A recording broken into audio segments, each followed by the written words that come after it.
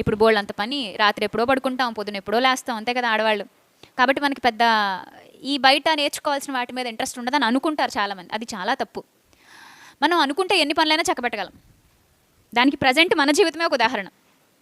అసలు ప్రతి ఆడవాళ్ళు, ప్రతి స్త్రీ చేస్తున్న పనుల లిస్టు రాసుకుంటే చాలానే వస్తాయటండి.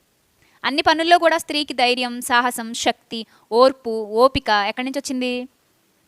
తన పిల్లలో, తన భర్తో తను చేయాల్సిన తన పనిలో తనకు ఆ ఓపికను నేర్పుతున్నాయి కదా. అంటే ఏదో ఒక లక్ష్యం ఉంటే ఓపిక అదే పుడుతుంది కదా. క్రైస్తవ జీవితానికి కూడా లక్ష్యం ఉండాలంటే మనం వెళ్ళే దారి బాగుండాలి. ఆ దారి ఇంకా ఇంకా ఉన్నతంగా విలువైనదిగా ఎదగాలంటే లక్ష్యం మీద ఎప్పుడు దృష్టి పెట్టాలి. ఇక్కడ క్రీస్తు యేసులో మనం ఎదగాలంటున్నాడు. ఎలా ఎదగాలంటే ఆయన వలే ఉండడానికి. అమ్మో, ఆ మాట చాలా పెద్దదిగా ఉంది కదా. చాలా అంటే చాలా. ఇది ఎక్కడ గొడవ అండి, అసలు ఇంపాసిబుల్ అదని మీరు అనుకుంటారేమో. కానీ మనకు అసాధ్యమైనవన్నీ దేవునికి సాధ్యమే. నీకు అసాధ్యమైనవన్నీ దేవునికి సాధ్యమే.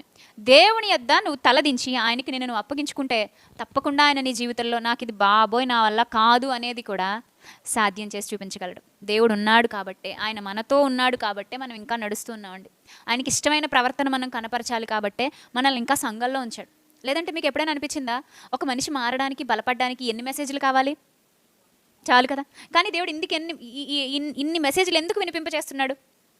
ఎస్, బలపడాలి, సంపూర్ణత్వంలోకి వెళ్ళాలి, ఇంకా ఇంకా మనం వృద్ధిలోకి రావాలి, దేవునిలో నిలబడాలి.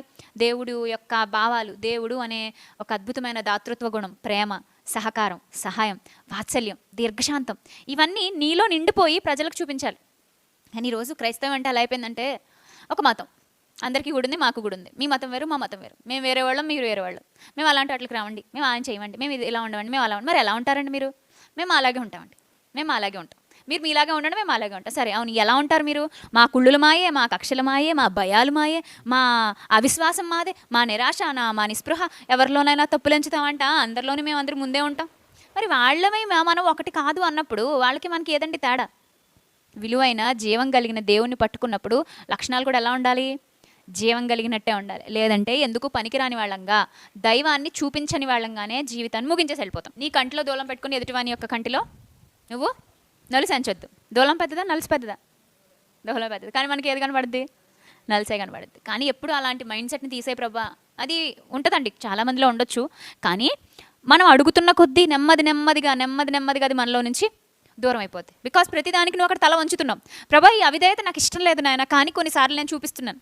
మనుషుల ప్రభావం వల్ల నాలో ఉండిపోయిన వేర్లు అలాంటియో, విత్తనాలు అలాంటియో తెలియదు, మరి కొంచెంగా బయటపడుతుంది. మరి ఏం చేయాలి ఇప్పుడు? తీసే ప్రభా, ఇదిగో ఇప్పుడు నేను ఇలా చేశాను, లేదా ఈ ఆలోచన వచ్చింది నాకు, ఇది కరెక్ట్ కాదనిపించింది నాకు, ఒప్పేసుకుంటున్నాను. ఎప్పటికప్పుడు ఒప్పేసుకుంటుంటేనండి దేవుని దగ్గర మనకు వచ్చే ధైర్యం వేరు. నువ్వు అలా ఒప్పుకొని దాన్ని విడిచిపెట్టడానికి ట్రై చేస్తుంటే నెక్స్ట్ టైం నువ్వు